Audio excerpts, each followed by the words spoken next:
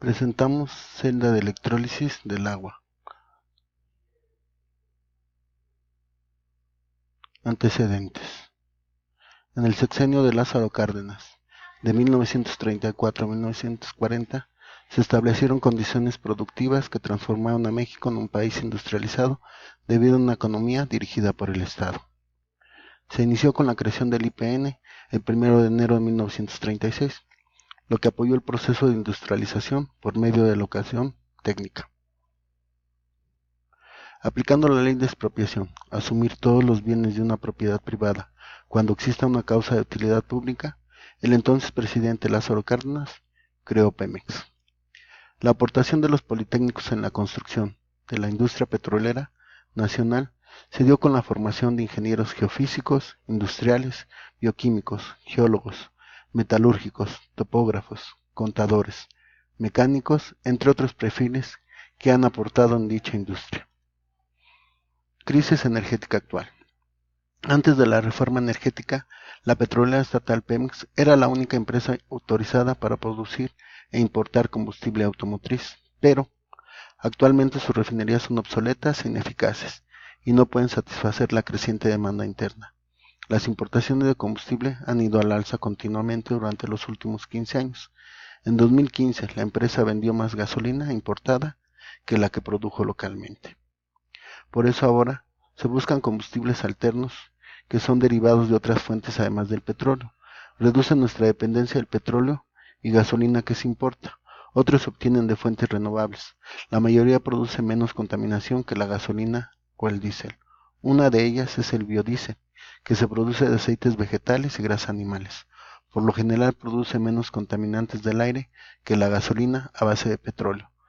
Uno de los desechos, el CO2, se puede utilizar para el crecimiento de las plantas que nuevamente se utilizarían para generar biodiesel. Otro de los combustibles alternos es el gas natural, que es un combustible fósil que genera menos contaminantes del aire y gases de efecto invernadero, ya que proviene del metano. El propano, también llamado gas de petróleo licuado, es un combustible fósil abundante en el país que genera contaminantes del aire y gases de efecto invernadero menos dañinos. Uno de los nuevos combustibles es el hidrógeno, que se produce por electrólisis a partir de combustibles fósiles, como carbón, energía nuclear o recursos renovables, como la energía hidroeléctrica. Los vehículos de célula de combustible que utilizan hidrógeno puro no emiten contaminantes del aire, ya que el desecho que generan es agua. Para esto es necesario conocer la fórmula química del agua, que es H2O. Esto se comprueba descomponiendo la molécula por acción de la corriente eléctrica en hidrógeno y oxígeno. Este fenómeno se conoce como electrólisis. La electrólisis es un proceso que puede separar los elementos de un compuesto por medio de electricidad. El proceso consiste en que los electrones pasan por el cátodo, donde son capturados por los cationes, y el ánodo se produce la liberación de los electrones de los aniones, es decir, se da una reacción de reducción y oxidación. En este caso, la oxidación genera oxígeno y la reducción, hidrógeno. El hidrógeno se utiliza para que funcionen los vehículos y camiones. Puede usarse en células de combustible para alimentar motores eléctricos o quemado en los motores de combustión interna.